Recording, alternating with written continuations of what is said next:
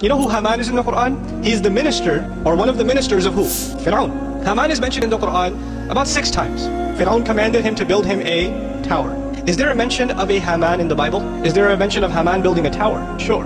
But the Haman in the Bible didn't work for Pharaoh. He worked for another king named Xerxes in the biblical book of Esther. Catholic scholars in the 1600s, they looked this thing up in the Quran and said, aha, we found a mistake in the Quran. They're talking about Haman working under Pharaoh, while the book of Esther tells us that Haman worked under the king named Xerxes 1,000 years after the Pharaoh in Babylon, not even in Egypt, and he built them a tower. You ever heard of the story of the Tower of Babylon?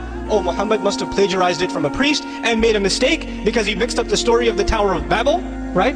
In the late 1800s, body of Catholic scholarship unanimously denied the book of Esther as a valid source of history.